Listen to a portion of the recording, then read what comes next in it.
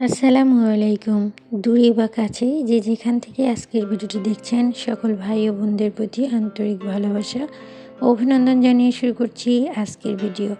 আজকে শেয়ার করব চিংড়ি মাছের মালাইকারি। একদম ঘরে থাকা মশলা উপকরণ দিয়ে খুব সহজে কিভাবে এই রান্নাটি করবেন সেটি আপনাদের মাঝে শেয়ার করব।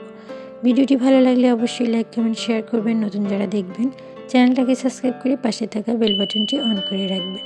তো এখানে আমি দেখতে পাচ্ছেন কিছু চিংড়ি মাছ নিয়েছি, আর চিংড়ি মাছের মাথার অংশে একটু ময়লা থাকে, তো আমি সেই ময়লাটা বের করে এবং খোসাটা ফেলে দিয়ে পরিষ্কার পানি দিয়ে ধুয়ে পরিষ্কার করে নিয়েছি।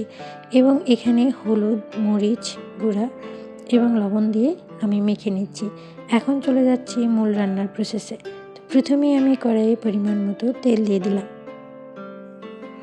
এখন আমি চিংড়ি মাছগুলোকে ভেজে নেব। তো এই মাছগুলো খুব বেশি ভাজা যাবে না, তো আমি 30 সেকেন্ডের মতো করে সমস্ত চিংড়ি মাছগুলো ভেজে নেব। একদমই সহজ এবং ঘরোয়া মশলা উপকরণে কিভাবে এই রান্নাটি করবেন সেটি আমি শেয়ার করছি। তো প্লিজ সবাই সম্পূর্ণ ভিডিওটি দেখবেন, ইনশাল্লাহ আপনাদের ভালো লাগবে এবং উপকারে আসবে। তো এইভাবে আমি সমস্ত মাছগুলো ভেজে নেব।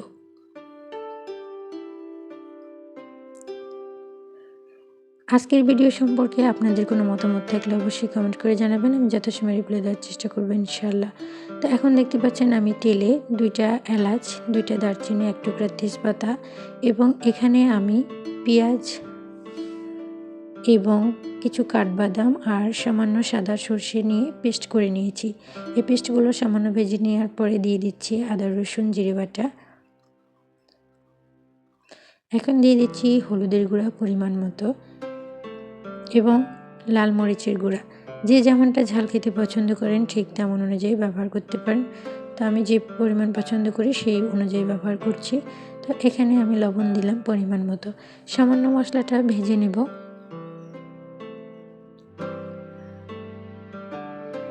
এই মশলাটা যতটা কষানো যাবে ততটা কিন্তু এই রান্নার টেস্টটা বাড়বে। তো আজকে এখানে আমি নারকেলের দুধ দিয়ে সমস্ত রান্নাটা করব। তো দেখুন আমি একটু করে নারকেলের দুধ দিয়ে মশলাটা কষিয়ে নেব। দেন আরও একবার এভাবে নেড়েচেড়ে দিয়ে আবারও আমি ঢাকনা দিয়ে ঢেকে রাখবো। এভাবে আবারও নারকেলের দুধ দিয়ে মশলাটা আমি কষিয়ে নেব। এই নারকেলের দুধটা আমি কিভাবে তৈরি করেছি আপনাদেরকে একটু বলি।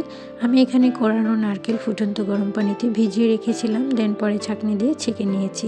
তো আপনারা চাইলে কেউ ব্লেন্ডার করেও এই দুধটা তৈরি করতে পারেন। তো আমি আজকের রান্নাটা সমস্তটাই করব নারকেলের দুধ দিয়ে।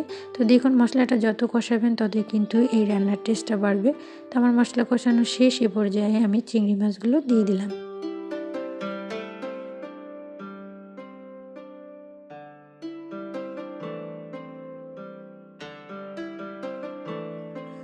তো পরিমাণ মতোই এখানে আমি সমস্ত নারকেলের দুধটা দিয়ে দিলাম। এখন ঢাকনা দিয়ে ঢেকে রান্না করব। তো প্রথম বলক চলে এসেছে, এর মাঝে আমি একবার নেড়ে চেড়ে দিচ্ছি। একদমই কিন্তু সহজ এবং খুব অল্প সময়ে রান্নাটা করা যায়। তো দ্বিতীয় পর্যায়ে আমি এখানে কাঁচামরিচ দিয়ে দিলাম জাস্ট ফ্লেভারের জন্য। তো দেখতেই পাচ্ছেন আমার রান্নাটা প্রায় শেষের দিকে, ঝোলটা কতটা ঠিক অথবা গাঢ় হয়ে আসছে। তো আপনারা যে যতটুকু ঝোল খেতে পছন্দ করেন সেই অনুযায়ী রাখতে পারেন। তো এই তো আমার রান্নার ফাইনাল লুক। তো দেখুন কতটা সুন্দর কালার এসেছে।